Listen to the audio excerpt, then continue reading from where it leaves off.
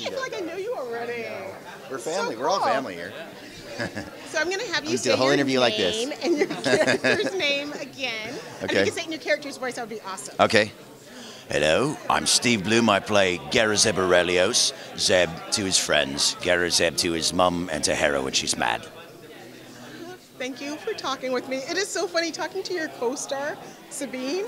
She wasn't even born when the original one came out. Oh my gosh. I know. We give her a little stuff about that from time to time. I'm not allowed to swear here, or I would say it in more colorful terms. Yeah. So what's it like working with like so many diversity of ages as far as their knowledge of Star Wars while you're working on the show? It must be weird when you try and mention, oh, remember this happened, da da da, and they're like, I wasn't born yet. You know what? That's the greatest thing about this cast. I love that.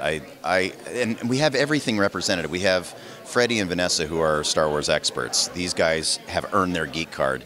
I'm sort of in the middle somewhere because I saw it in '77. I was just told by another outlet that I have earned my geek card because I was there at opening night in '77. But I just don't consider myself smart enough to really, I don't know a lot of the lore, really, like I should. So I'm kind of right in the middle. And then we have Taylor and we've got Tia, who really are new to this universe. And to watch them develop and their excitement grow as they see how big this universe is and how important it is, and as a cultural phenomenon and as a religion in some countries, it's fantastic to see their eyes just widen bigger and bigger and bigger. And Tia has just dove in head first, and she's researching constantly, and Taylor is too. And I respect how much they're investing of themselves in such a universe where there's a lot of research to be done to really know what you're talking about here. There's a lot. Yeah, I just defer to the experts. I say goofy stuff and I defer to my lifelines. So you mentioned that you saw Star Wars here in LA, so you're native. So you saw it in what theater back in the day? I don't remember the name of the theater, but it was in Westwood, California. It was whatever the big theater was then. I don't remember if it was the Man or I just don't remember which theater it was. Which one was it? Be gone. Oh, I know. I don't know. So what was like seeing it for the first time? I mean, I remember seeing it and just leaning back, but you must have seen it in Hollywood. Who knows, some of the Star Wars people might have been in the audience with you. Could have been.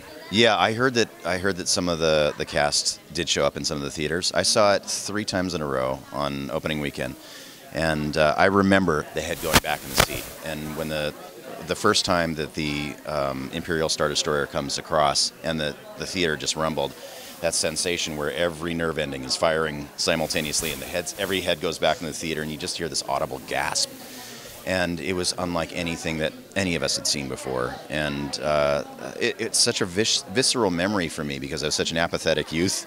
And I was just graduating high school. I mean, at that age, I was angst-ridden and apathetic, and to have something just snap me to attention like that was a pivotal moment in my life. And I felt it again last night in the screening to the point where it literally brought me to tears. I went back to my hotel room afterward, and I was so upset on a chemical level that the tears just came out, and I felt like that 17-year-old that was moved and by a show that I knew what was happening. I've seen the screening before. I actually saw it on a smaller screen. I love her. I feel like we've known each other forever.